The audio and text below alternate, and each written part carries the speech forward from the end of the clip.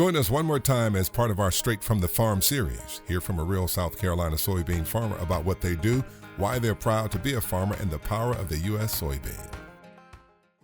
There's no such thing as a dumb farmer.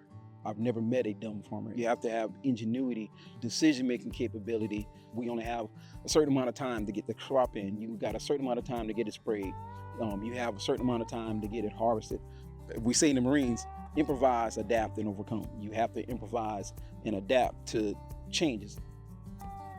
My name is Fred. Everybody calls me Fred. My dad had me on a tractor since I was 5 years old, and I fell in love with it then.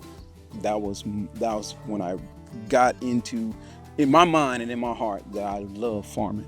We share crop up in tobacco, corn, and soybeans up until I was 13. That was the year of Hurricane Hugo. Right after Hugo, the farmer that we share crop with stopped farming. The next farmer that picked up the land, we helped him farm. And from '89 to 1995 is when I joined, enlisted in the Marines.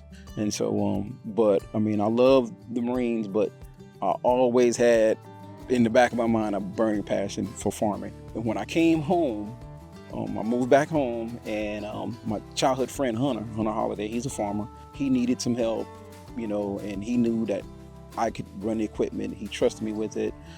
I had sat down and kind of did a rough draft on what I thought, how much money I would need to farm. And I came up with like $1 million. And I was like, well, there's no way I can afford that. So we worked out, you know, a deal where he was saying that, well, if you can get everything established as far as renting your own land, getting all your license, if you get all that, you know, I can help you out.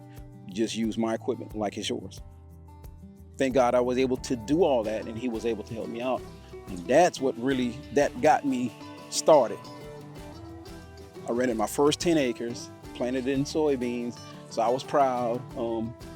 10 days, and it got mowed down. It looked like that about 10 days later because the deer ate everything.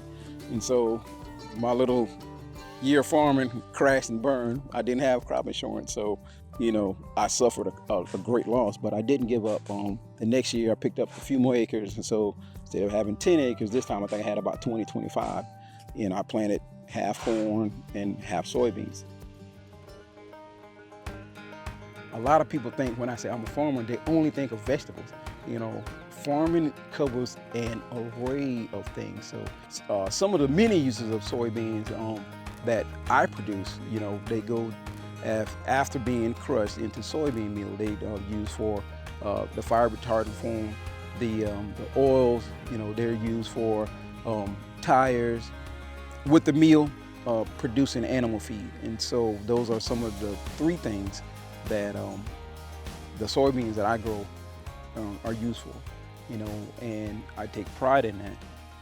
When I knew how to grow a crop because just watching my dad, you know, but if you can't do your agribusiness, then your farm won't last.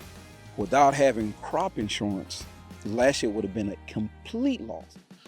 So last year, we were in a severe drought area, Winsburg County was, and when we finally got rain, it was a little bit too late. I think we started to get rain like late July. So if this year is like last year, whew, it would be really hard for me to say that I'll be farming next year. This year is a make or break year for me. One thing that I've learned about farming is that you keep going, no matter what. You know, prices are high, input costs are high, but you know, this is just a season.